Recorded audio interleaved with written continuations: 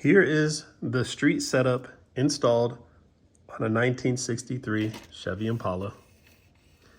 I'm gonna go over what I did to install it, what you're gonna have to do, and then show you some of the cool things about it.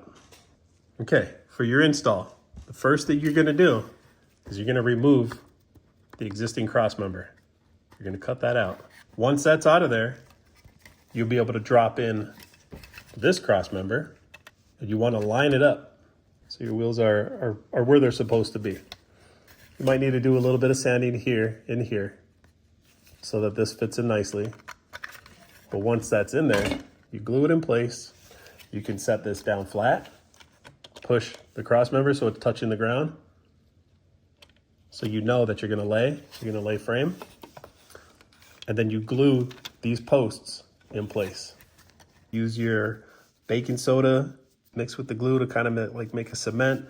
Use your evergreen styrene sheets, build a little bridge to mount that in place. You can see here, I did the baking soda.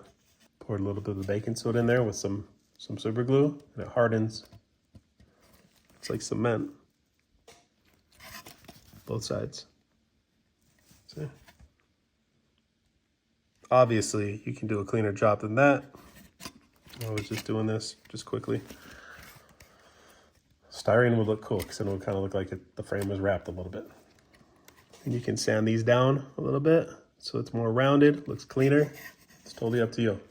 Once you have that in place, you need to cut your inner fenders, your inner wheel wells, so that you have this travel.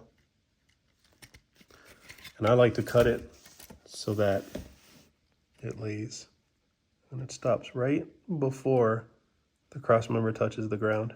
You can do whatever you want. If you want it to go a little bit lower, you can cut it just a little bit more and it'll sit even lower. But that's all you gotta do for install. Let the glue dry, let it harden so that you don't snap anything when you're installing your A-arms. But that's it. You guys are builders, you know how to do this. Can't wait to see what people do with it. So now that you have your kit installed and it's sitting nicely on whatever vehicle you have it on, you will see that you can tuck your tires. If I got lower, you'd be able to see the exhaust is just about scraping. So that's as far as you can go with this car.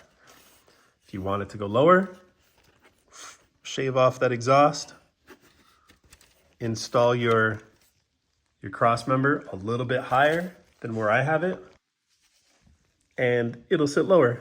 But this is plenty low. You can see how it tucks, how you have no interference with your fenders on the inside or on the outside. The Pro Hopper kit, it'll touch those fenders, but you can see the lift. This is the full lift here for the street setup. It's probably a 8-inch lift, right? Show you the front.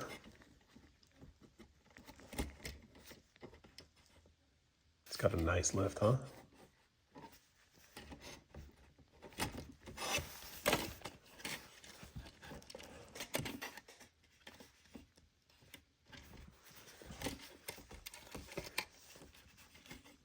Now you can change the resting height of this kit by modifying the coils. So you can have the coils that it comes with, it sits really high. It sits high for hopping.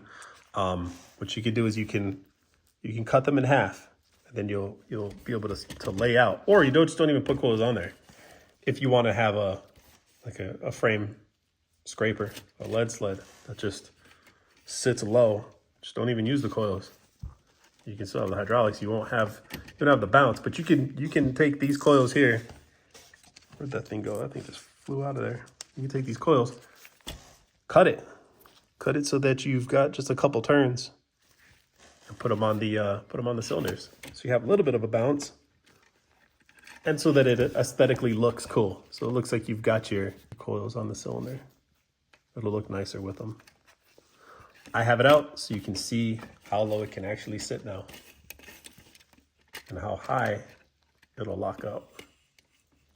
That lockup is nice. I'm trying to keep the front suspension kits around 10 bucks so that everybody can get them. Kids, I want to get this hobby more popular. And if I can keep it affordable as best as I can, we'll get more people doing this. I want everybody to be able to do it. Push the scene forward. The more people doing it, the more attention it'll get, the more the more products will be developed from other people, not just from me, but from anybody that wants to innovate.